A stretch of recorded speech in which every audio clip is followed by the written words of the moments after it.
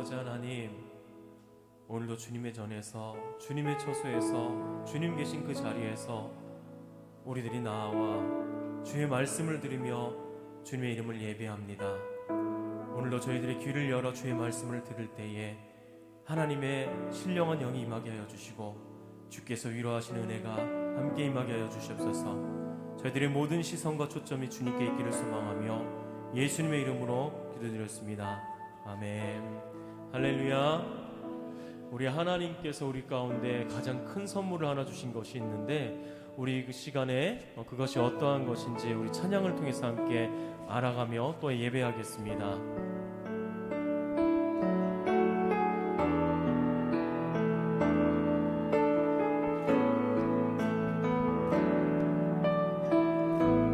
하늘보다 높으신 주 사랑, 바다보다 넓으신 주 사랑, 나를 향한 그거 높으신 사랑, 되고 헛된 그 모든 것 내게서 멀리 거두셨네. 나의 수치 찬양돼. 하늘보다 높으신 주 사랑, 바다보다 넓으신 주 사랑, 나를 향한 그거 높으신 사랑, 되고 헛된 그 모든 것 내게서 멀리 거두셨네. 나의 수치 찬양되었네.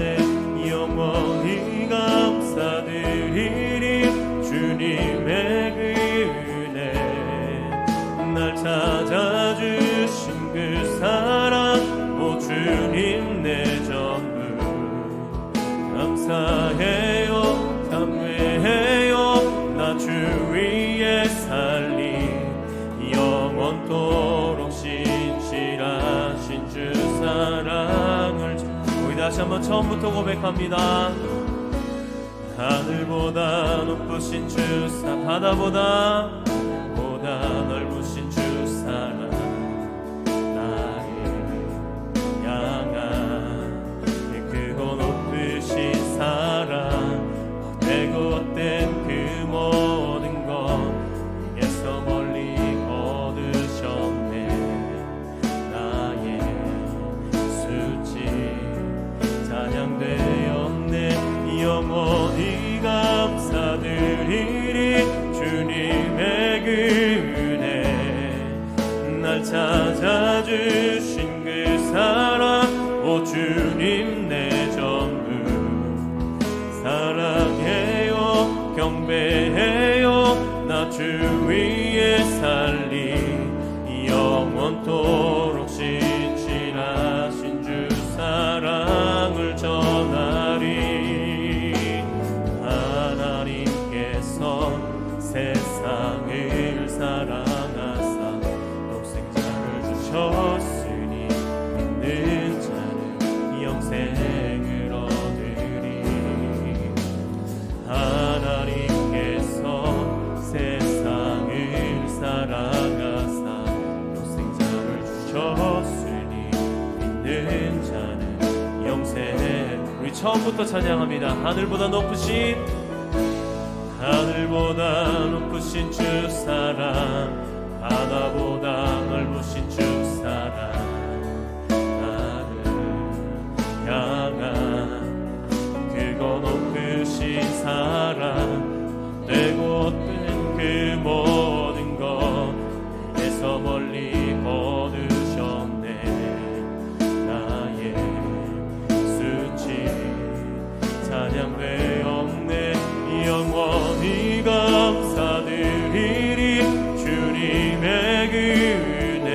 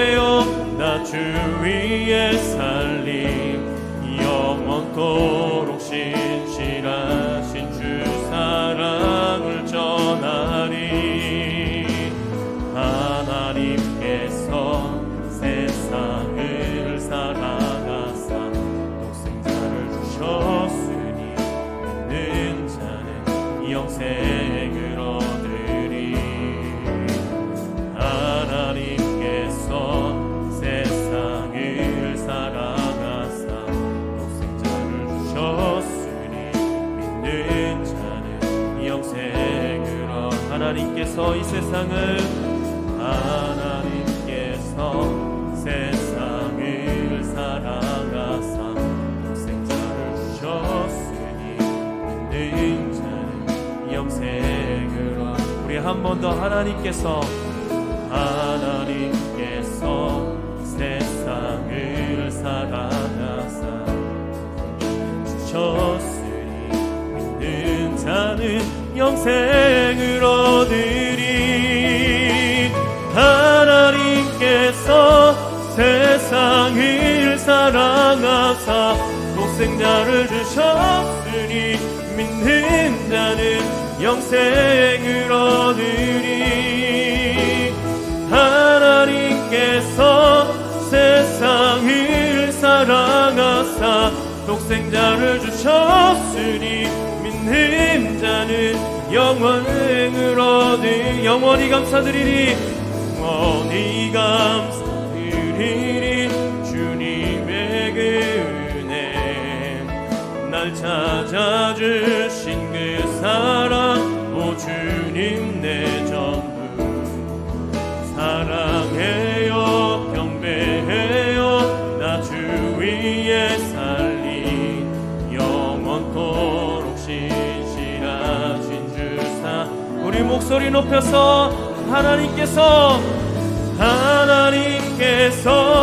세상을 사랑하사 독생자를 주셨으니 믿는 자는 영생을 얻으리.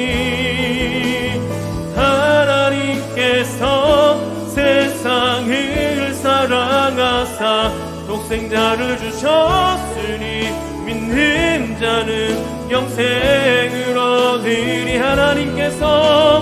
하나님께서 세상을 사랑하사 독생자를 주셨으니 믿는 자는 영생을 얻으리. 하나님께서 세상을 사랑하사 독생자를 주셨으니 믿는 자는 영생을 얻으리. 난 믿네 난 믿네 난 믿네 난 믿네 다시 사신 독생자 난 믿네 난 믿네 난 믿네 난 믿네 난 믿네 난 믿네 난 믿네 난 믿네 다시 우리 모두 함께 자리에 일어나셔서 난 믿네 난 믿네 난 믿네 난 믿네 난 믿네.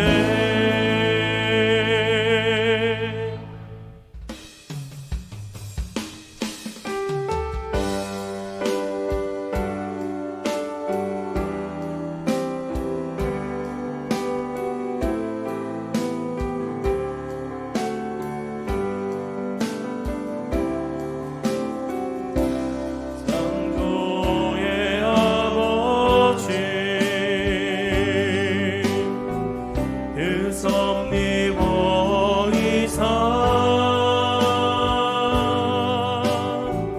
택하신 세대 일으키어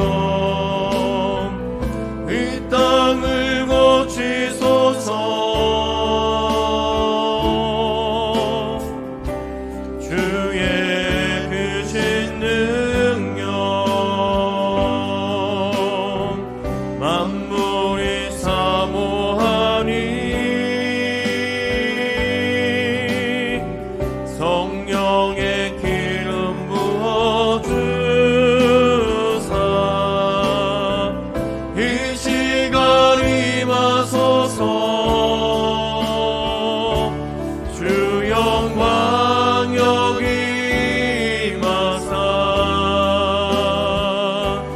열방향의 그 빛 비추소서. 주의 얼굴 구할 때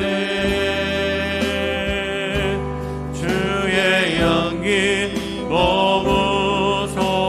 주 영광 여기 임하사 주 영광 여기 임하사 열방향에 그님 비추소서. 주의 얼굴 보할 때 주의 향기 머무소서.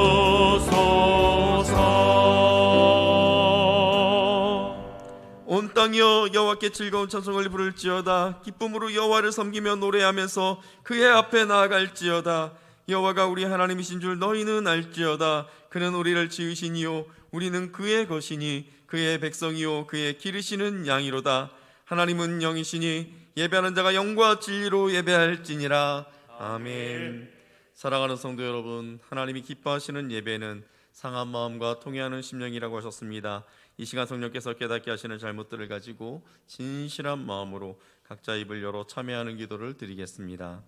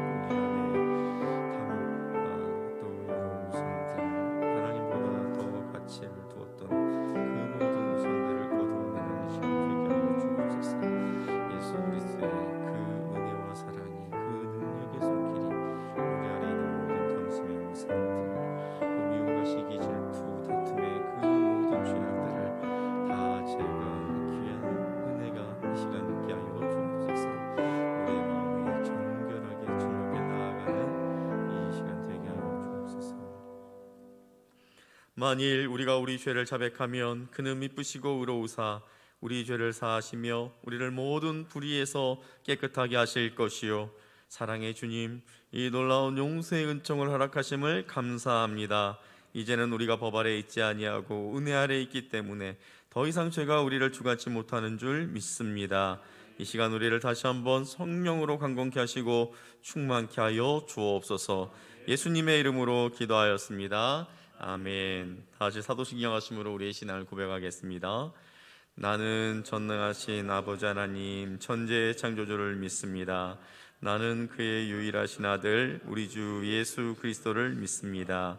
그는 성령으로 잉태되어 동정녀 마리아에게서 나시고 본디오 빌라도에게 고난을 받아 십자가에 못 박혀 죽으시고 장사된 지 사흘 만에 죽은 자 가운데서 다시 살아나셨으며 하늘에 오르시어 전능하신 아버지 하나님 우편에 앉아 계시다가 거기로부터 살아있는 자와 죽은 자를 심판하러 오십니다. 나는 성령을 믿으며 거룩한 공교회와 성도의 교제와 죄를 용서받는 것과 몸의 부활과 영생을 믿습니다. 아멘.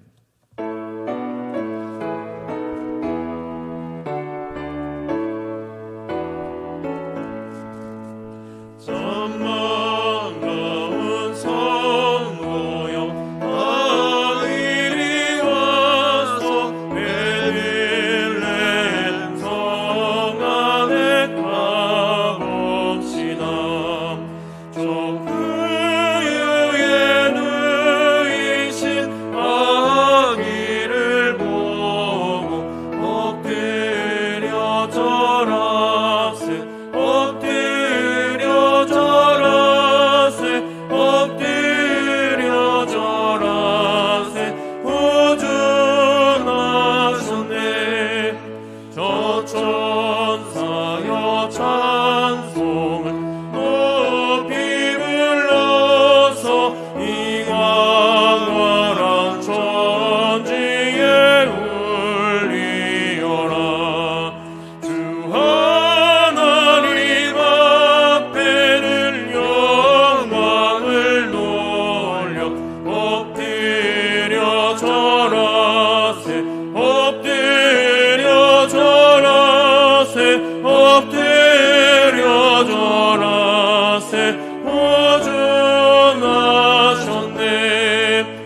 이 세상에 주께서 탄생할 때에 장신과 장사람이 되시려고 저 동정녀 몸에서 나시었으니 엎드려 절하세 엎드려 절하세 엎드려 절하세 보존하셨네 여호와의 말씀이 육신을 입어 날 구원할 구주가 되셨도다 늘 감사한 찬송을 주 앞에 드려 엎드려 절하세 엎드려 절하세 엎드려 절하세 보존하셨네 아멘.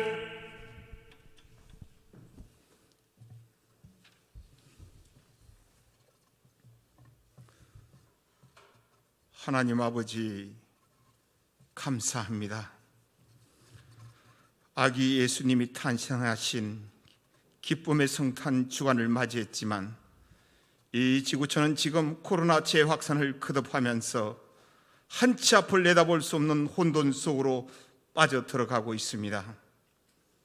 그렇지만 우리는 예수님 한 분만으로 감사할 수 있음을 고백합니다.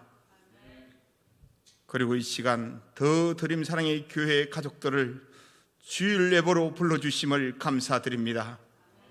아직도 이 지구촌에는 인터넷 예배조차도 마음대로 드릴 수 없는 형편에 놓여있는 나라들도 많이 있습니다. 저들에게도 자유롭게 예배를 드릴 수 있을 때가 하루빨리 올 수 있기를 기도합니다. 은혜를 베풀어 주시옵소서. 두세 사람이 내 이름으로 모인 곳에 내가 그들 중에 함께 있느니라.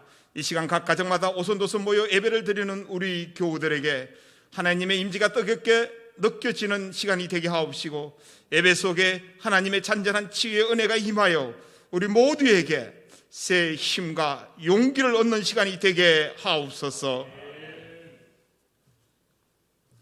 2020년은 코로나로 올리킨 가운데 열흘밖에 남겨놓지 않고 저물어져 가고 있습니다. 지금까지 지내온 시간들을 돌아보니 코로나를 핑계로 주님께서 맡겨주신 사에게 집중하지 못하고 영적 괴로움과 나탐에 빠지지 않았나 돌아봅니다. 우리의 죄악을 용서하여 주시옵소서. 요즘 아침에 일어난 뉴스를 접하면 회개망측한 사건, 절망적이고 답답한 소식들로 가득 차 있습니다. 말세의 징조가 아닐까 생각되기도 합니다. 하나님 외에는 길이 없음을 고백합니다. 타락한 이 지구촌을 외면하지 마옵시고 하나님이 손수 지으신 우리 인간들을 다시 한번 불쌍히 여겨주시고 성령 충만함을 부어주셔서 영적인 눈과 귀가 열려 하나님의 창조 섭리를 부정한 죄악에서 돌이키게 하옵시고 말씀과 기도가 생활화되어 말씀대로 살아내는 능력 있는 주의 도구로 쓰임받게 하옵시고 더 이상의 창조 질서에 도전하는 일이 없게 하여 주시옵소서. 동양의 예루살렘이라 할 수 있는 평양과 저 북한 땅에도 성탄의 기쁨을 자유롭게 누릴 수 있는 그날이 속히 올 수 있기를 기도드립니다. 반세기 이상 나쁜 지도자들을 만나 굶주림과 억압 속에서 살아가고 있는 순수하고 착한 우리 북한 동포들을 불쌍히 여겨주시옵시고 순교의 각오로 기도하는 우리 북한 지하 교회 형제 자매들의 그 기도를 들으시고 가장 좋은 곳으로 가장 좋은 때에 속히 응답하여 주시옵소서. 지금 대한민국은 좌와 우, 진보와 보수, 진영 논리에 갇혀 온 국민들은 상처투성이가 되어가고 있습니다. 주님의 사랑 안에서 모든 국민들을 하나로 잘 아우를 수 있는 미래의 희망을 줄 수 있는 존경받는 미래의 참 리더십이 속히 나타나길 기도드립니다. 은혜를 베풀어 주시옵소서. 이 시간 말씀을 전하시는 이상훈 목사님 위에 성령의 권능을 입혀주셔서 목사님의 입술에서 선포되는 말씀이 잔잔한 하나님의 음성으로 들려지게 하옵시고, 그 말씀이 능력이 되어 우리 한 사람 한 사람이 세상 속에서 빛과 소금으로 희망의 밝은 빛으로 발할 수 있도록 도와주시옵소서. 이 시간 이 예배를 돕는 손길들과 코로나의 재확산 속에서 희생을 각오하고 헌신한 어르신들과 자원봉사자들을 기억하여 주셔서 때를 따라 필요를 따라 하늘의 복, 땅의 복, 건강의 복을 더하여 주시옵소서. 내가 물 가운데로 지날 때에 내가 너와 함께할 것이라. 강을 건널 때에 물이 너를 침몰하지 못할 것이며 내가 불 가운데로 지날 때에 타지도 아니할 것이요 불꽃이 너를 사르지도 못하리니. 우리는 지금 코로나 환난 때를 살아가고 있지만 늘 우리와 함께 하시는 전능하신 하나님 때문에 반드시 승리하게 하심을 믿습니다. 예수님 이름으로 기도합니다. 아멘. 언제나 우리 기도에 신실하게 응답하시는 하나님을 찬양하겠습니다. 오 하나님 받으소서. 함께 드리는 제사를 소리 높여 주님을 찬양해.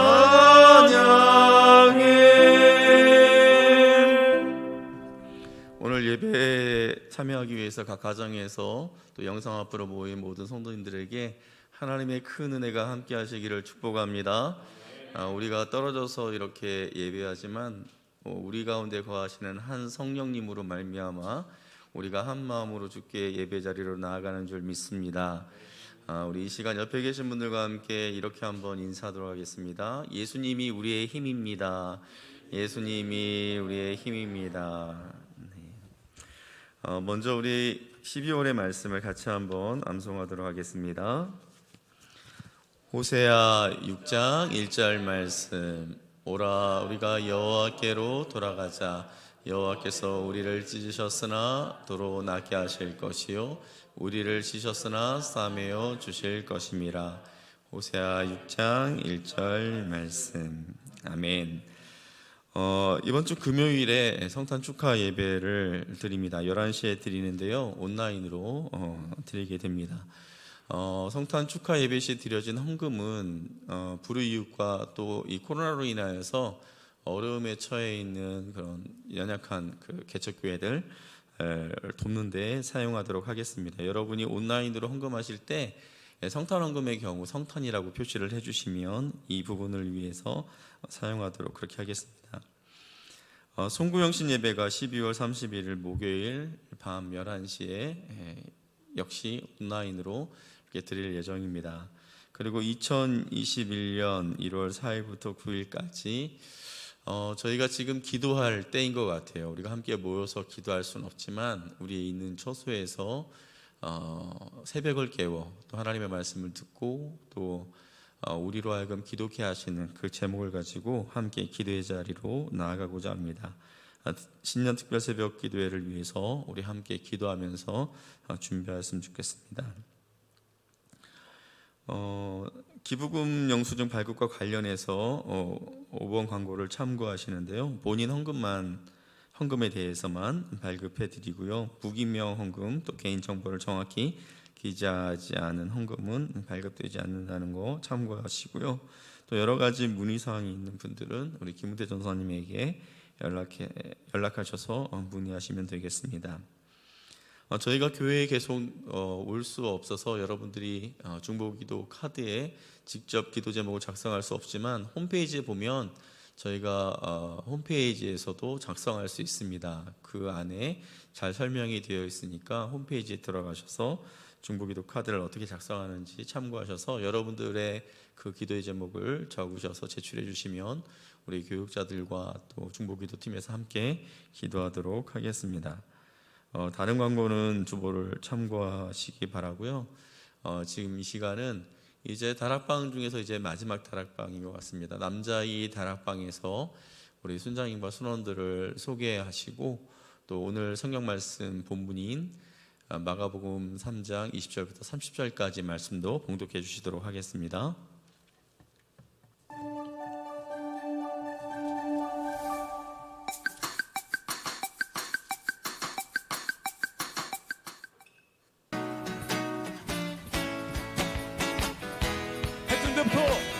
해 뜨는 데부터 해 지는 데까지 주님은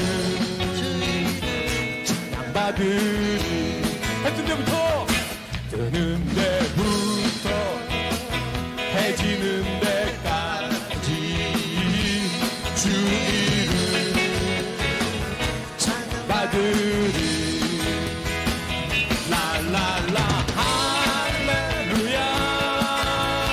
여호와의 모든 종들아 주 이름 찬양해 찬양해.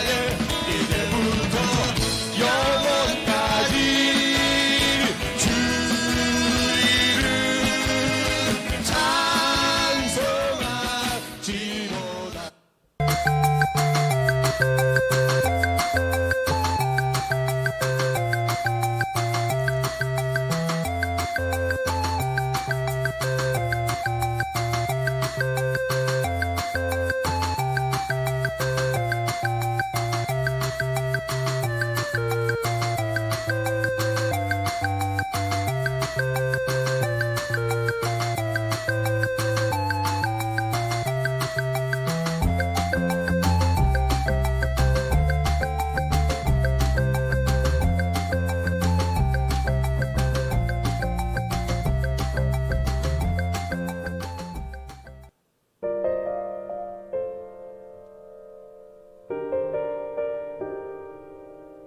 집에 들어가시니 무리가 다시 모임으로 식사할 겨를도 없는지라. 예수의 친족들이 듣고 그를 붙들러 나오니 이는 그가 미쳤다 하밀러라. 예루살렘에서 내려온 서기관들은 그가 바알세불이 집했다 하며 또 귀신의 왕을 힘입어 귀신을 쫓아낸다 하니 예수께서 그들을 불러다가 비유로 말씀하시되 사탄이 어찌 사탄을 쫓아낼 수 있느냐. 또 만일 나라가 스스로 분쟁하면 그 나라가 설 수 없고 만일 집이 스스로 분쟁하면 그 집이 설 수 없고 만일 사탄이 자기를 거슬러 일어나 분쟁하면 설 수 없고 망하느니라. 사람이 먼저 강한 자를 결박하지 않고는 그 강한 자의 집에 들어가 재간을 강탈하지 못하리니 결박한 후에야 그 집을 강탈하리라. 내가 진실로 너희에게 이르노니 사람의 모든 죄와 모든 모독하는 일은 사하심을 얻되 누구든지 성령을 모독하는 자는 영원히 사하심을 얻지 못하고 영원한 죄가 되느니라 하시니 이는 그들이 말하기를 더러운 귀신이 들렸다 하미르라. 아멘. 네, 우리 남자의 다락방에서 코로나 시대에 정말 딱 맞는 그런 영상을 이 교육자가 제작해 드린 게 아니라 그 다락방에서 친히 제작을 하셨어요. 너무 감사드립니다. 우리 박수로 우리 격려하도록 하겠습니다. 내년 성탄절에 아까 보여진 그 복장대로 그 동작을 1년 동안 연습하셔서 성도님들 앞에서 이렇게 하시면 정말 대박이겠다 하는 생각이 들었습니다. 네, 감사합니다. 오늘 오해와 모독이라는 제목을 가지고 여러분들과 말씀을 나누겠습니다. 연예계를 대표하는 인고 부부죠. 차인표 신혜라 씨 부부를 아마 대부분 다 아실 거예요. 많은 봉사 또 이제 기부 활동으로 굉장히 좋은 이미지를 주고 있는 그런 연예인 부부인데요. 요즘 이제 우리나라가 코로나로 인해서 이제 굉장히 이제 우울하지 않습니까? 그래서 이제 그거를 이제 뭐라고 표현하냐면 이제 코로나 블루, 이제 푸른색 계통이 좀 우울감을 드러내는 색깔이다 보니까 코로나 블루라고 이렇게 표현을 합니다. 그래서 한 TV 프로그램에서 이제 코로나 블루 이제 수치를 자기 스스로 이렇게 진단해서 내 수치가 이제 얼마 정도 되는지 이제 자가 진단하는 그런 내용이 있었습니다. 이제 코로나 블루 수치가 이제 높으면은 이제 코로나로 인해서 이제 우울증이 심하다는 거고, 그 수치가 이제 낮을수록 그 영향을 덜 받고 있다라는 것이죠. MC 중에 한 사람이었던 이 차인표 씨도 이제 자가 진단을 했는데 이 코로나 블루 지수가 제로가 나온 거예요. 그러니까 다들 옆에 있는 사람들이 깜짝 놀랐어요. 어떻게 제로가 나올 수 있지? 거의 이 정도면은 뭐 신생아 수준이다. 아무것도 모르는 그런 신생아들이 이런 뭐 우울증 같은 게 없으니까 이제 그런 정도의 수준이다 하면서 다들 이렇게 놀라해 하는데, 그러자 이제 이제 차인표 씨가 이제 자신의 그 부인인 신혜라 씨와 있었던 그러한 일화를 이제 소개합니다. 이제 코로나 블루와 관련된 이 이야기를 한 거죠. 차인표 씨가 이제 기르는 고양이가 한 마리 있는데 이제 순이라는 그런 고양이였나 봐요. 그런데 이제 그 고양이가 자꾸 자기 그 책상 위에 계속 이제 올라가니까 그 고양이에게 조금 이제 주의를 줄 겸 이제 그 고양이한테 순이야 하고 이제 딱 좀 약간 좀 엄한 그 목소리로 딱 이렇게 순이야 하고 이제 불렀어요. 그런데 이 순이가 이제 거기에 대해서 어떤 반응을 한 게 아니라, 요즘 뭐 집에 보면 이제 TV가 다 이제 인공지능 TV잖아요. 갑자기 TV가 네 하고 대답을 한 거예요. 계속해서 이제 차인표 씨가 그 고양이를 향해서 순이야 계속 부르면 고양이는 뭐 그 반응하지 않고 계속 TV가 네라고 대답하니까 이 차인표 씨가 이제 열받아가지고 이제 TV를 보면서 조용히 해! 하고 이제 소리를 꽥 질렀는데, 마침 그 옆을 지나가던 이제 신혜라 씨가 이제 그걸 보고 코로나 블루가 심한가 보네 하면서 이렇게 이제 지나갔더라. 이제 뭐 그런 이야기를 한 거예요. 사실 이 정도는 뭐 오해도 아니죠. 그냥 웃고 넘길 수 있는 그런 내용입니다. 그런데 최근 한 식당이 오해로 인해서 잘 운영되고 있었는데 이제 문을 닫을 그런 위기에 처한 상황이 발생했습니다. 무한 리필하는 그런 이제 간장게장 그 식당이었는데요. 한 유튜버가 그 식당에 와서 이제 식사를 하면서 이제 그 방송을 한 거예요. 자, 그런데 이 식사를 하다가 이제 간장게장을 이제 무한 리필 해준다니까 이제 종업원한테 이제 부탁을 한 거죠. 더 달라고. 그래서 이제 리필한 것을 이제 종업원이 다 가지고 왔는데 거기에 밥 알갱이가 이렇게 있었나 봐요. 그러면서 이제 그 방송하면서 리필한 간장게장에서 밥알이 나오는데 이러면 안 되는 것 아닌가요? 하는 이런 식의 어떤 멘트를 촬영하면서 한 거예요. 그러니까 이제 그 방송을 보고 있던 이제 그 구독자들이 마치 그 반찬을 재활용했다라고 생각하고 막 난리가 난 거예요. 그 유튜버 그 구독자 수가 65만 명이 넘더라고요. 그리고 그 영상을 100만 명 이상이 봤습니다. 그러니까 얼마나 그 파급 효과가 컸겠습니까? 저 역시 아마 제가 그 음식을 먹고 있는 그 상황에서 누군가가 내가 그 먹고 있는 그 음식을 누군가 이전에 먹었던 것을 줬다라는 것을 제가 알면 저 역시 굉장히 기분이 나쁠 것 같아요. 그런데 이제 나중에 이 식당 사장님이 그 하도 이상해서 그 식당에 있었던 그 CCTV를 이렇게 돌려봤어요. 녹화된 부분들을. 그런데 보통 이제 리필하면 어떻게 합니까? 새 거를 그냥 그대로 갖다 주기도 하지만 이 먹던 것을 이렇게 딱 드리면 이제 그 남아 있으니까 그것을 이제 새 거에 이제 부어서 덜어서 이제 그것을 이제 통째로 갖다 주잖아요. 그 밥알이 누구 다른 사람이 먹던 게 아니라 방금 전 그 유튜버가 그 게딱지에다가 비벼 먹다가 옆으로 떨어진 그 밥알이었던 거예요. 다른 사람이 먹던 게 아니었던 것입니다. 그러니까 그 지역에서 나름 맛집으로 인정받으면서 이 코로나의 그 어려운 상황 속에서도 거의 1년의 시간을 잘 버티고 있었는데, 한 유튜버의 그 오해로 인해서 온갖 항의와 욕설, 조롱에 시달리다가 결국은 지금 문을 닫은 그런 상태라고 합니다. 잘못된 오해가 어떤 엄청난 결과를 초래하는지 그것을 잘 보여주고 있는 것 같습니다. 만일 여러분이 이런 오해를 받게 된다면 여러분은 어떨까요? 오늘 본문에 나오는 예수님도 이러한 오해를 받고 있는 것을 보게 됩니다. 자, 예수님은 자신을 따라다니는 수많은 사람들로 인해서 식사할 겨를도 없이 굉장히 바쁘게 그렇게 시간을 보내고 있으셨습니다. 그런데 예수님에게 친족들이 찾아옵니다. 우리 21절 말씀을 같이 한번 읽어보도록 하겠습니다. 예수의 친족들이 듣고 그를 붙들러 나오니 이는 그가 미쳤다 함일러라. 예수님의 친족들이 예수님에게 찾아온 이유가 무엇입니까? 예수님이 미쳤다는 이야기를 듣고 그를 붙잡으려고 온 거예요. 여기 붙들러 나오니에서 이 붙들러에 해당하는 헬라어 동사가 크라테오라는 그러한 단어인데요. 이 단어는 어떤 의미를 갖고 있냐면 체포한다, 감금한다, 이런 의미를 갖고 있는 단어예요. 그러니까 미쳤다고 생각한 예수님을 잘 돌봐주기 위해서, 또 치료를 받게 하기 위해서 그렇게 데리러 온 것이 아니라 집안 망신을 시키고 있는 이 예수를 잡아다가 감금하기 위해서, 가둬놓기 위해서 그렇게 온 것이죠. 활동하지 못하도록 하기 위해서 그렇게 온 것입니다. 자, 그리고 이처럼 오해한 사람들은 친척들만이 아니었습니다. 22절 말씀을 한번 같이 읽어보겠습니다. 예루살렘에서 내려온 서기관들은 그가 바알세불이 집혔다 하며 또 귀신의 왕을 힘입어 귀신을 쫓아낸다 하니. 여기 이제 예루살렘에서 이제 서기관들이 이제 왔는데 이제 예수님을 오해한 거죠. 여기 이제 서기관들은 주로 이제 바리새파 사람들 가운데서 이제 서기관들이 이제 많이 나옵니다. 자, 예수님이 바알세불, 귀신의 왕을 힘입어서 귀신을 쫓아낸다라는 거예요.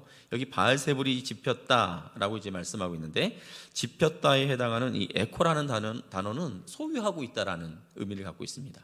그러니까 예수님께서 그 귀신의 왕 바알세불을 소유하고 있으니까 그 귀신들이 지금 이 예수님의 말을 잘 듣고 있는다라는 것이죠. 자, 그렇다면 왜 이런 이야기가 시작된 걸까요? 마태복음 12장에 보면 이 부분에 대한 이야기를 똑같이 이제 하고 있는 것을 보게 되는데, 우리 22절과 24절 같이 한번 읽어보도록 하겠습니다. 그때 귀신 들려 눈 멀고 말 못하는 사람을 데리고 왔거늘 예수께서 고쳐주심에 그 말 못하는 사람이 말하며 보게 된지라. 무리가 다 놀라 이르되 이는 다윗의 자손이 아니냐 하니, 바리새인들은 듣고 이르되 이가 귀신의 왕 바알세불을 힘입지 않고는 귀신을 쫓아내지 못하느니라 하거늘.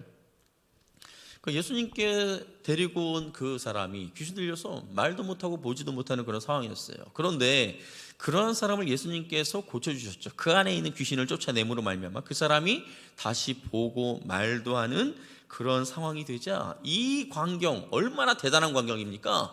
이 모습을 지켜보고 있던 사람들이 다윗의 자손 아니야? 다윗의 자손이다, 막 이렇게 수근수근, 또 어떤 사람은 또 소리를 내서 그렇게 이야기한 것 같아요. 자, 여기서 말하는 다윗의 자손은 단순하게 다윗의 혈통으로 나온 다윗의 몇 대 손, 이런 의미의 자손이 아닙니다. 구약에서부터 성도들은 하나님께서 보내주실 메시아를 기다리고 있었어요. 그런데 그 메시아가 누구를 통해서 올 거라고 생각했었냐면 다윗의 자손을 통해서 메시아가 오게 될 것이다, 그렇게 생각하고 있었어요. 믿고 있었어요. 그러니까 여기서 말하는 다윗의 자손 아니야? 라고 이렇게 말하는 것은 하나님께서 약속하신 그 메시아 아니야? 이렇게 말하고 있는 거예요. 그런 의미인 것이죠. 가뜩이나 지금 예수님의 인기가 높아지고 있어서 이런 것들이 굉장히 신경 쓰이는 마당에 사람들의 입에서 예수님을 향하여 다윗의 자손이다라는 이러한 표현이 나오는 것, 아마 이것을 이 바리새인들이 들었을 때 굉장히 신경이 거슬렸을 거예요.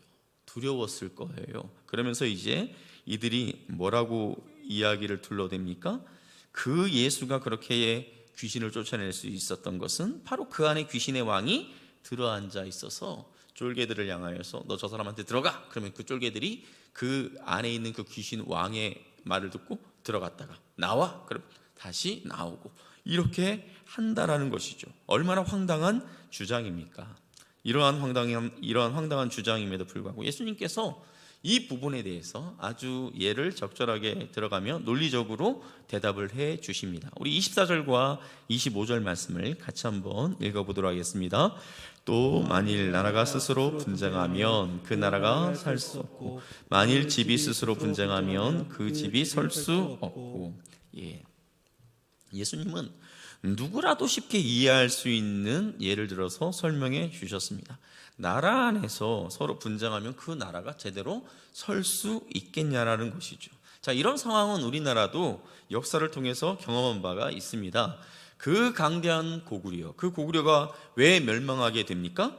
영계소문이 이제 죽고 난 다음에 그 세 아들 남생, 남건, 남산, 이 세 아들이 이제 그 신하들이 영계소문에게 이제 잔뜩 눌려 있다가 그 아들들이 이제 권력을 쥐자 그 신하들이 생각한 거예요. 이들을 이렇게 서로 이제 의심하게 해서 자멸하게 하자. 그 다음에 이제 우리가 권력을 쥐자, 우리가 권력을 차지하자. 그렇게 생각하고 그 각각 이제 동생들한테 이제 붙어가지고 그 형제들에게 붙어가지고 서로를 의심하고 오해하게 만든 거예요. 이런 상황에서 이제 고구려의 힘이 나약해지게 된 거죠. 그러면서 당시 그다지 뭐 큰 힘을 가지고 있는 나라도 아닌 이 당나라에게 이제 고구려가 이제 멸망하게 됩니다. 이렇게 한 나라 안에서 서로 분열하면 그 나라는 온전히 설 수 없습니다. 집안도 마찬가지죠. 집안에서도 이렇게 서로 싸우고 그렇게 하면 그 집안이 제대로 설 수가 없어요. 자, 그런데 예수님의 이 말씀은 우리의 상식을 넘어 그 자리에 있던 바리새인들의 마음을 뜨끔하도록 그렇게 만들었어요. 왜 그러냐면 당시 이스라엘이 자치 국가가 아니었어요. 로마의 지배를 받고 있었죠. 자, 그런데 이 이스라엘 안에도 두 개의 큰 파가 있었어요. 지금 이 성경에 나오는 이제 바리새파가 있었고 또 하나는 이제 사두개파가 있었어요. 그래서 이 바리새파와 사두개파가 마치 그 싸우는 막 그 개들처럼 서로 으르렁거리면서 서로 물고 뜯고 그렇게 싸웠단 말이죠. 그러니까 지금 이 이스라엘의 이 상황에 대해서 이 바리새인들이 전혀 책임없다 말할 수 없는 그런 상황인 것입니다. 그러니까 지금 이처럼 아무리 지금 집안도 그렇고 나라도 그렇고 서로 이렇게 다 안에서 내분이 일어나면 망하게 되는데 사탄인들 그렇게 서로 이렇게 싸우겠느냐, 이제 그러한 의미로 예수님께서 말씀하시는 것이죠.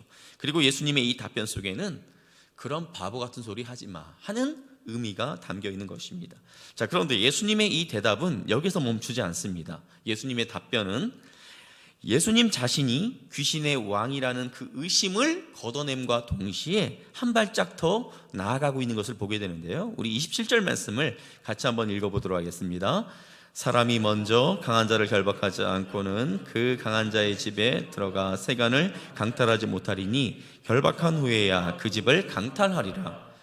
무슨 의미입니까? 보통 강도들이 남의 집을 이렇게 강탈할 때 그 집이 뭐 이렇게 만만하니까 이렇게 강탈하러 들어가지, 만일에 그 집이 무슨 뭐 UFC 챔피언이 살고 있는 집이라든지 뭐 아니면은 뭐 대통령 경호실장이 살고 있는 집이라든지 이런 집이면 감히 그런 집을 털려고 엄두를 내지 못합니다. 만만한, 내가 들어갔을 때 그 안에 있는 사람들을 제압할 수 있다라는 그런 생각이 섰을 때 들어갈 수 있는 것이죠. 힘이 약한 부족이 강한 부족을 약탈하러 갈 리는 없습니다. 보통 강한 부족이 약한 부족들을 약탈하는 것이 일반적입니다. 그러니까 조금 전 예수님께서 귀신 들려 앞도 못 보고 또 말도 못하는 사람에게서 귀신을 쫓아내신 그 사건은 그 자신이 귀신의 왕이 아닐 뿐만 아니라 또 무엇을 입증해 보이신 겁니까? 자신이 그 귀신들보다 세다, 강하다, 이것을 보여준 것이죠. 자, 그러면서 예수님은 우리가 이전에 들으면서 한 번쯤은 이게 도대체 무슨 뜻이지? 이렇게 의문을 품었을 법한 그 말씀을 오늘 이 본문에서 하고 있는 것을 보게 되는데, 우리 28절과 29절 말씀을 같이 한번 읽어보겠습니다. 내가 진실로 너희에게 이르노니 사람의 모든 죄와 모든 모독하는 일은 사하심을 얻되 누구든지 성령을 모독하는 자는 영원히 사하심을 얻지 못하고 영원한 죄가 되느니라 하시니. 예, 성령을 모독하는 자는 영원히 사하심을 얻지 못한다. 이 말씀을 많이 들어보셨을 거예요. 이게 도대체 무슨 말이지? 이게 어떤 의미이지? 이렇게 생각해 보셨을 법해요. 자, 이 예수님께서 뭐라고 말씀하시는 겁니까? 내가 확실하게 말하는데 그 어떤 죄도 다 용서받을 수 있어. 그런데 성령을 모독하는 죄는 용서받을 수 없어. 그 죄는 영원히 용서받을 수 없는 거야. 지금 이렇게 말씀하시고 있는 거죠. 여기 모독한다라고 했을 때 이 모독한다에 쓰인 이 단어는 블라스페메오라는 단어인데요. 비방한다, 헐뜯는다. 그러니까 우리 이제 모독한다라는 것보다는 이제 비방 또 헐뜯는 것, 이게 더 우리에게는 더 친숙한 그런 의미이죠. 자, 그러니까 성령을 비방하는 자는, 성령을 헐뜯는 자는 영원히 용서받지 못할 그런 죄다라고 이렇게 말하고 있는데, 그렇다면 만약에 아직 예수님을 믿지 않아서 하나님이 뭔지도 모르고 성령이 뭔지도 모르고 이런 사람이 있어요. 그런데 이 사람이 이제 길을 가고 있는데 그 주변 이제 교회에서 전도를 하기 위해서 이제 몇 분의 이제 집사님들이 나와서 전도지를 나눠주면서 예수 믿으라고 전도를 합니다. 그런데 이분이 요즘 이제 코로나 시대로 인해서 이제 사업도 잘 안 되고 뭐 여러 가지 일도 꼬이고 그래서 기분이 굉장히 나쁘고 마음도 이렇게 상한 그런 상태인데, 이제 어느 여집사님이 가서 이제 예수 믿으라고 이제 전도지를 딱 주는 거예요. 그러니까 이제 열이 확 받으니까 이분이 이제 그렇게 이야기하는 거예요. 하나님이 어디 있다고 그래요? 어디 있다고 날들 하나님을 믿으라고 하는 거예요. 만일에 하나님이 있다면 이 세상이 이 모양 이 꼴이겠어요? 하면서 화를 버럭 냈단 말이죠. 마치 하나님의 존재가 없는 것처럼 하나님을 무시하듯 그렇게 화를 냈단 말이죠. 그럼 과연 이것이 성령을 모독하는 죄일까요? 만일에 이 사람이 나중에 시간이 한 몇 년 흐른 다음에 누군가가 이 사람에게 이제 복음을 전해서 이분이 예수님을 믿게 된다면, 그러면 이 사람은 이전에 자신이 하나님을 모독한, 하나님의 그 존재를 무시했던 그것으로 인해서 이 사람은 구원받을 수 없게 되는 걸까요? 만일에 이와 같은 것이 성령을 모독하는 그런 죄라면, 그래서 영원히 용서받지 못하는 그런 죄라면 아마 우리가 천국에 갔을 때 사도 바울도 볼 수 없을지 몰라요. 이러한 것이 성령을 모독하는 것이 아니라는 것이죠. 그럼 도대체 성령을 모독한다는 것이 어떤 의미일까요? 우리 요한일서 4장 3절 말씀을 같이 한번 읽어보도록 하겠습니다. 예수를 시인하지 아니하는 영마다 하나님께 속한 것이 아니니 이것이 곧 저 그리스도의 영이니라. 오리라 한 말을 너희가 들었거니와 지금 벌써 세상에 있느니라. 예수를 시인하지 아니하는 영마다, 그러니까 예수님을 믿지 아니하는 영마다, 예수님을 하나님의 아들로 또 나의 구원자로 인정하지 않는 자마다 하나님께서 그 속에 있지 않고 뭐가 있다라는 거예요? 적 그리스도의 영, 즉 사탄이 그 안에 있어서 그렇게 한다라는 것이죠. 그러니까 성령을 모독한다라는 것은 예수님을 믿지 않고 그를 인정하지 않는 것을 의미해요. 또 예수님을 믿지 못하도록 방해하는 것을 의미합니다. 그러니까 바리새인들이 예수님이 귀신을 내어 쫓아내는 것을 보면서 이것이 성령에 의한 역사가 아니라 마치 귀신들이 그렇게 한 것처럼 애써서 그렇게 왜곡하려고 하는 그 이유가 무엇입니까? 그들 안에 무엇이 있기 때문에 그렇게 하는 겁니까? 그들은 그렇게 하면서 누구에게 조종당하고 있는 것입니까? 그들 안에 있는 사탄에 의해서 조종당하고 있었다라는 것이죠. 성령이 아닌 사탄이 그들을 조종하고 있었던 거예요. 자, 이것이 성령을 모독하는 죄입니다. 그러니까 우리가 이 성령을 모독하는 그 죄라고 할 때 어떤 하나의 행동에 집중하는 것이 아니라 그 사람의 상태, 그 사람 안에 계속해서 사탄이 거하고 있다면 그 사람은 영원히 구원받을 수가 없는 것이죠. 그러나 만일에 그 사람이 예수 그리스도를 믿음으로 말미암아 그 안에서 사탄이 떠나가고 그 안에 예수 그리스도의 영이신 하나님 아버지의 영이신 성령이 거하게 된다면 용서받지 못할 게 없다라는 거예요. 자, 반대로 예수를 믿는다는 것은 무엇을 의미할까요? 요한일서 4장 15절 말씀을 같이 한번 읽어보도록 하겠습니다. 누구든지 예수를 하나님의 아들이라 시인하면 하나님이 그의 안에 거하시고 그도 하나님 안에 거하니라. 우리가 예수를 우리의 주라고 고백하잖아요. 그런데 이게 그냥 내가 내 마음에서 그렇게 우러나서 그렇게 내 생각을 이야기하는 것처럼 그렇게 보이지만 내 생각을 이야기하는 것이 아니라는 거예요. 내 안에 거하시는 하나님, 즉 내 안에 역사하시는 성령께서 우리로 하여금 자연스럽게 예수님이 하나님의 아들이라는 것이 믿어지게 하고, 또 예수님이 나의 구원자라는 것을 그렇게 자연스럽게 고백하도록 그렇게 하신다라는 것이죠. 그러니까 오늘 이 자리에서 예배하고 계시는 분들, 오늘 또 영상을 통해서 예배하고 계시는 분들, 여러분 안에 여러분이 예수님을 고백한다면, 여러분이 예수님을 여러분의 구원자로 인정한다면 여러분 안에 이미 성령이 계심을 믿으시기를 바랍니다. 의심하지 마세요. 자, 오늘 말씀에서 예수님을 오해한 사람들이 있었죠. 예수님의 친척들은 그가 미쳤다고 생각했고, 바리새인들은 예수님 안에 귀신의 왕 바알세불이 들어있다고 그렇게 생각했어요.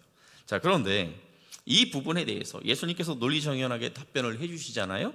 그러면 이 사람들은 자신들이 가지고 있었던 그 오해에서 깨어나야 한다라는 것이죠. 만일 이들이 계속해서 예수님에 대한 이 오해에 사로잡혀 있게 된다면 그 오해는 결국 오해가 아니라 모독, 즉 예수님을 비방하고 헐뜯는 단계로 자연스럽게 넘어가게 된다는 것입니다. 제가 말씀 서두에서 한 유튜버의 오해로 인해서 문제가 발생했다라고 말씀을 드렸는데요. 그 리피랑 간장게장 안에 있던 그 알갱이를 그가 발견하고서 처음부터 와, 이 식당 정말 나쁜 식당이네, 양심도 없어, 어떻게 이런 코로나 시대에 남들이 먹던 이런 반찬을 나에게 이렇게 갖다 줄 수 있지? 이렇게 처음부터 막 이 유튜버가 막 비난한 게 아니에요. 처음에 이 유튜버가 어떻게 했습니까? 간장게장이 있다고 왔어요. 근데 거기 보니까 밥알갱이가 있어요. 그러면서 이제 그 카메라를 보면서 왜 간장게장 안에 이렇게 밥알이 있지? 이렇게 되면 안 되는 것 아닌가요? 이제 어떤 오해를 불러일으키는 그런 멘트로부터 시작을 했죠. 그런데 만일에 이런 오해 소지가 발견되면 혼자서 뭐 골머리 썩으면서 끙끙댄다고 그 오해가 풀어집니까? 그 음식을 준 그 식당 주인, 그 사장님에게 가서 제 이 리필을 신청했는데 여기에 이제 밥알갱이가 있는데 이게 왜 그런가요?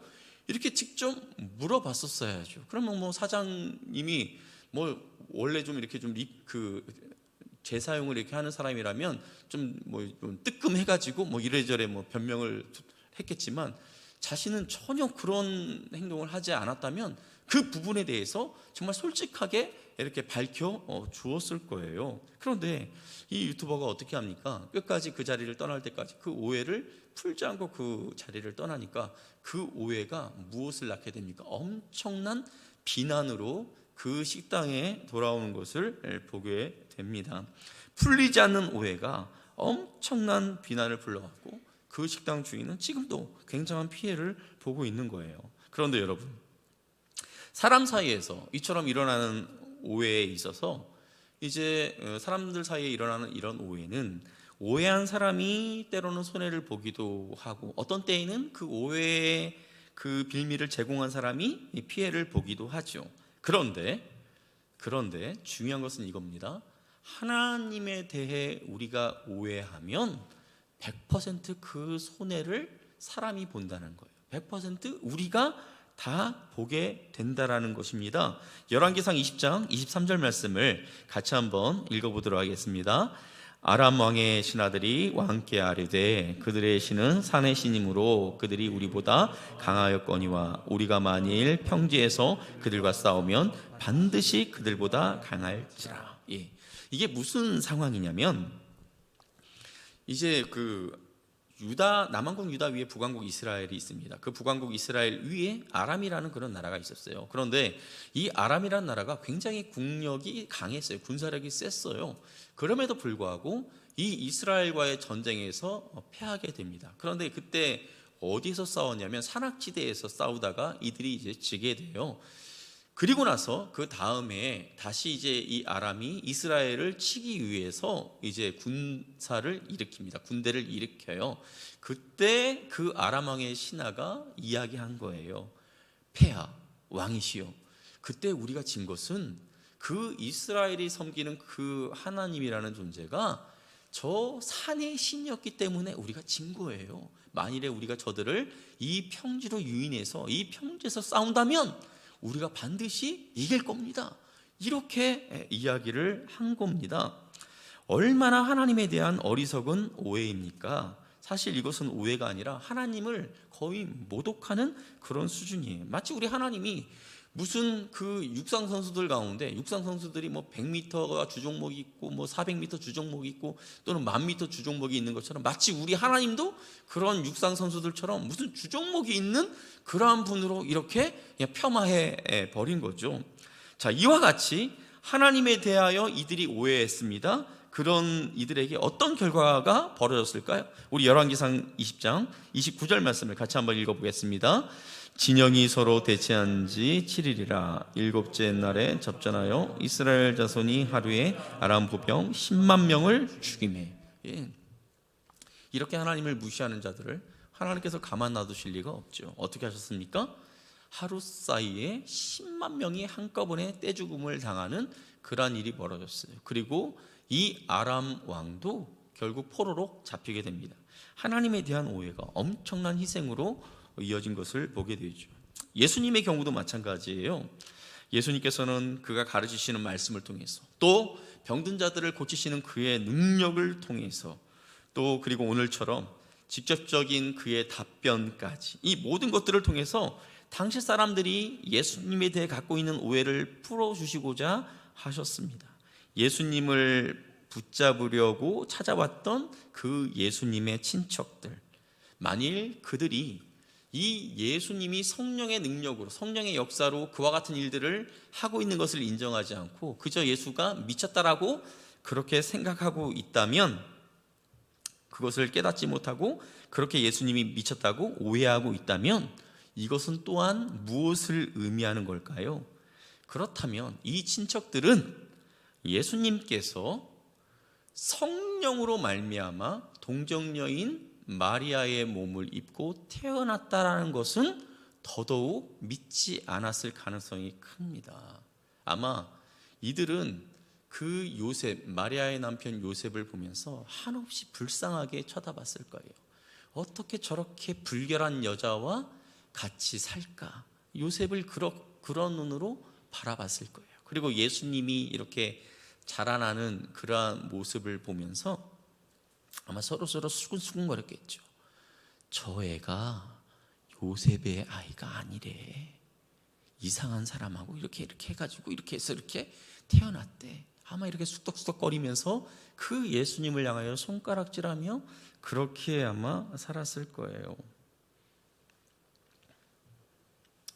자신의 친척 요셉을 볼 때마다, 또 예수님을 볼 때마다, 마리아를 볼 때마다 그들의 마음속에는 그 가족을 부정하게 볼 수밖에 없었다라는 것이죠. 그 오해가 그들의 머릿속에 가득했을 때 무엇을 이야기하고자 합니까? 거룩하신 그 성령의 역사가 오해에서 깨어나지 않은 이들의 눈에는 부정한 일이 되어버렸다라는 거예요. 예수님의 그 신비에 대해서 모르는 자들에게는 그저 부정한 여인이 낳아버린 사생아 정도로 예수님을 바라봤다라는 것이죠. 이 얼마나 성령에 대한 모독입니까?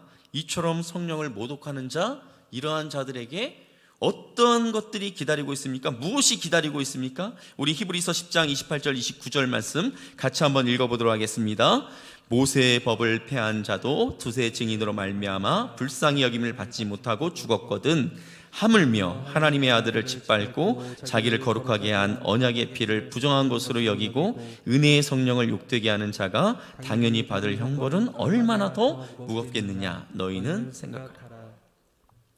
하나님께서 모세를 통해서 주신 그 구약의 율법, 그 율법을 하나만 이렇게 어겨도 돌에 맞아 죽어요. 얼마나 가혹한 형벌이 그에게 주어집니까? 그런데 하나님이 모세에게 준 것도 아니고 하나님이신 예수님 당신이 하나님의 아들로 이 땅 가운데 내려오셨어요. 그리고 그 예수님께서 십자가에서 피 흘리며 구원의 그 귀한 사역을 이루어 내셨어요. 그런데 율법 중에 하나를 무시하는 정도가 아니라 아예 깡그리 하나님 자체를 아예 무시하고 짓밟고 그 거룩한 사역을 아무것도 아닌 것처럼, 하찮은 것처럼 그렇게 뭉개버리는 것, 성령의 역사를 뭉개버리는 것, 이러한 사람에게 얼마나 큰 형벌이 주어질지 생각해 보라라는 것이죠. 이번 주 금요일이 성탄절입니다. 모두가 다 즐거워하죠. 즐거워하는 이유는 다 다르겠지만 아무튼 쉬는 날이니까 모두가 다 즐거워하는 날입니다. 예수를 주로 고백하는 이들에게는 기쁘고 감격스러운 날이 되겠지만 아직 예수님을 하나님의 아들로 받아들이지 못한 분들에게는 사실 이 성탄절이 엄청나게 무서운 날인 거예요. 예수를 믿는 이들에게는 하나님의 아들이 이 땅에 오신 날이지만 예수를 믿지 않는 이들에게 크리스마스는 그저 2000년 전에 한 사생아가 그냥 부정한 관계를 통해서 태어난 그런 날에 불과한 거예요. 예수님이 4대 성인 중에 하나라고요? 예수님이 하나님의 아들이고 나의 구원자라고 믿지 않을 바에는 차라리 예수님을 향하여서 정신병자라고 욕하십시오. 차라리 사기꾼이라고 말하십시오. 차라리 거짓말장이라고 말하십시오. 여러분들이 성경을 보면 결론은 두 가지예요. 그분을 하나님의 아들로 믿든지 아니면 사기꾼, 정신병자, 아니면 거짓말장이 그렇게 바라보든지 둘 중에 하나예요. 중간은 없습니다. 예수님을 믿지 않고도 즐거워할 수 있는 날이라고 생각하고 착각하고 자기들 멋대로 흥청거리며 보내는 이유가 뭘까요? 고린도전서 2장 14절 말씀을 우리 같이 한번 읽어보도록 하겠습니다.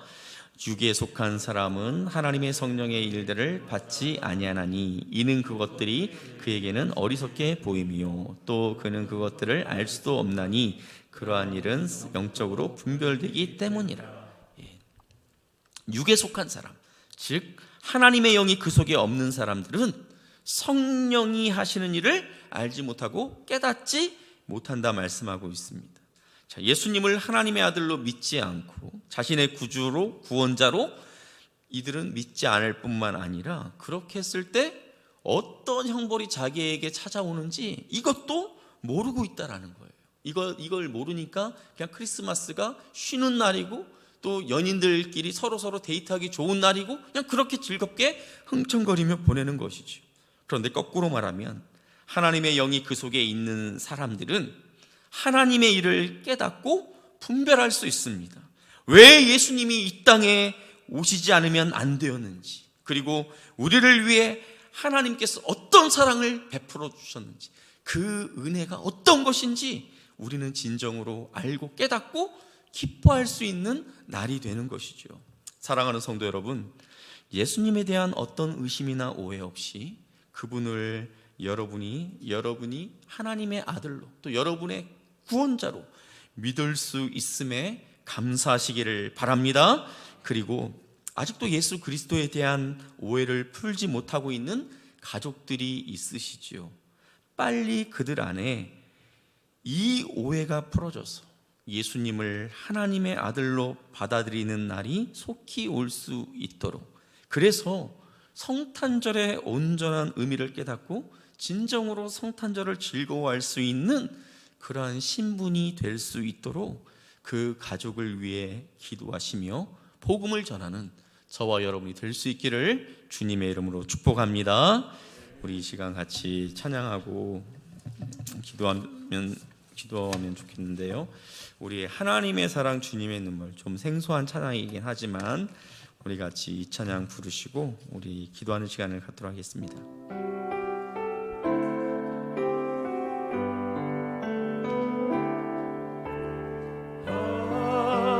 하나님의 사랑 주님의 눈물 온 세상이 마여 잃어버린 영혼 찾아 오신 주님, 지금도 우리를 사랑해. 2000년 전 하늘 보자 버리고 이 땅에 오신 주 하나님 어린 양 되사 생명 주며 이를 증거하라 하시네. 나는 믿네 거저받은 귀한 사랑 그르가 내신 아리요 나의 생명 다할 때까지 그 사랑을 우리 다시 한번 찬양하겠습니다. 하나님의 사랑, 주님의 눈물.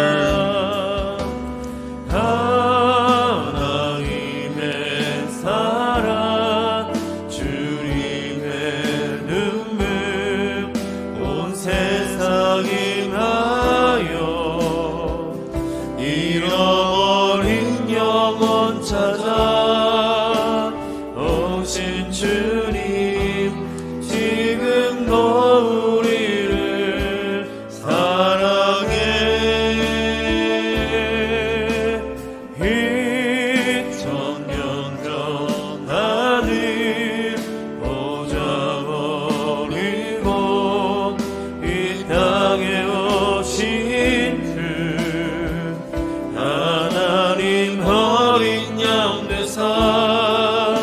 생명 주며 이를 증거하라 하시네.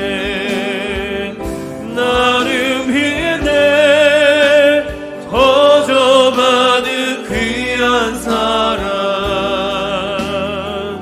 그르가 내신 아리요 나의 생명 다할 때까지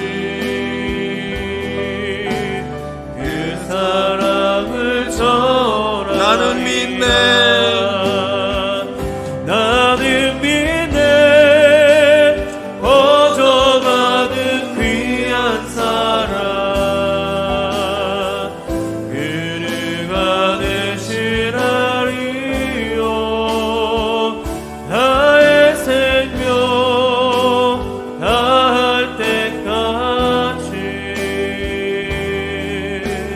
그 사랑을 전하리. 그 사랑 얼마나 아름다운지. 그 사랑 얼마나 아름다운지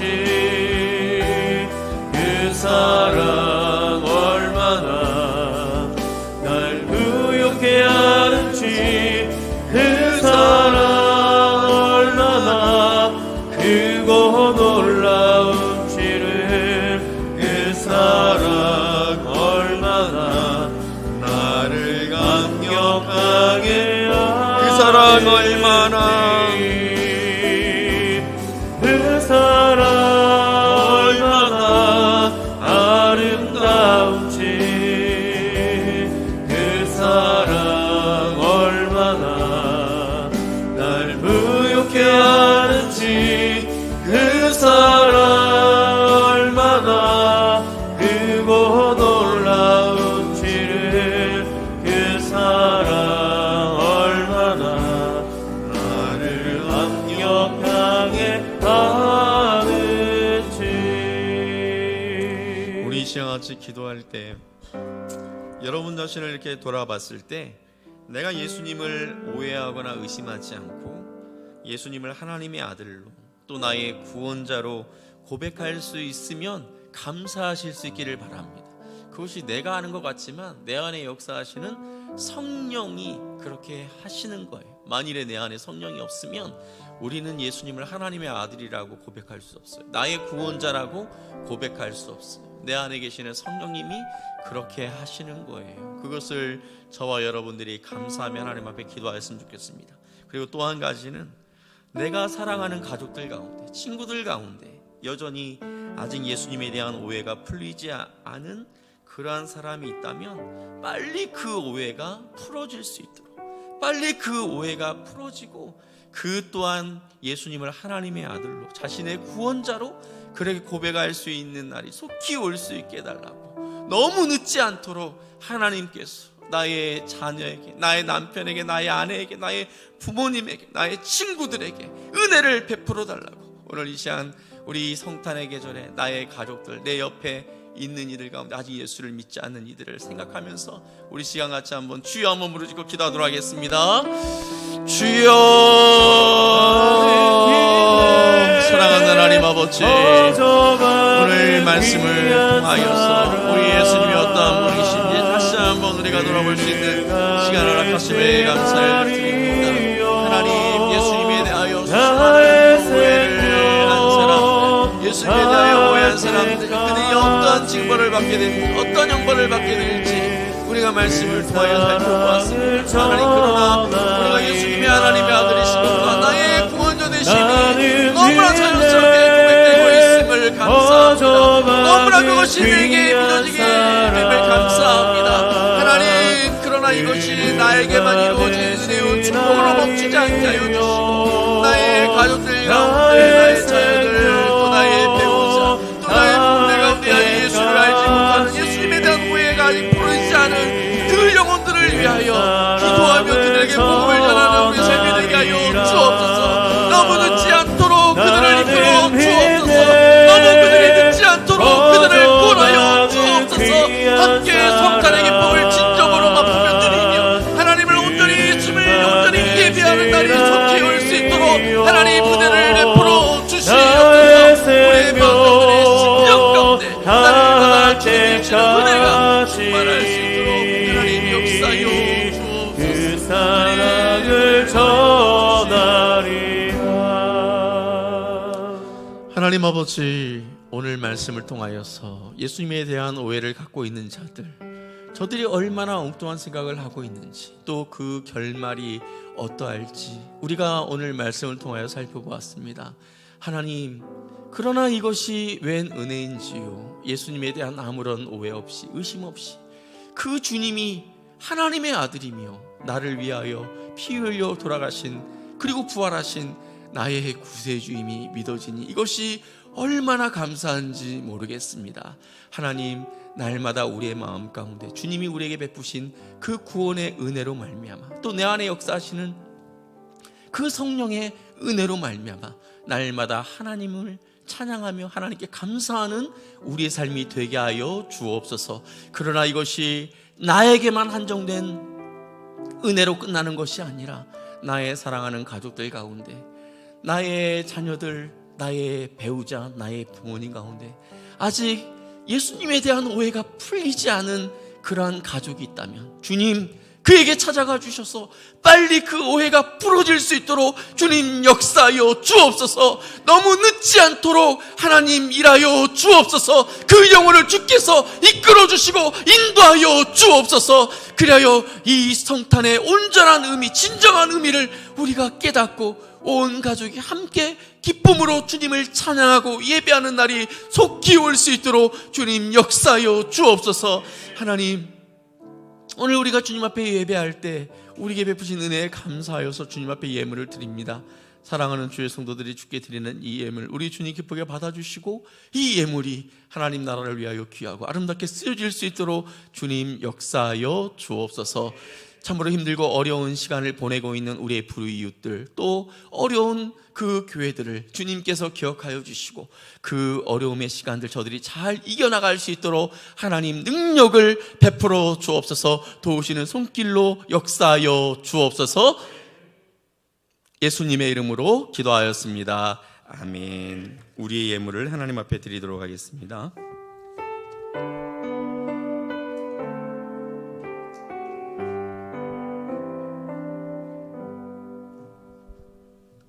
모두 자리에서 일어나셔서 우리를 구원하시기 위하여 예수님을 이 땅 가운데 보내주신 하나님을 찬양하겠습니다.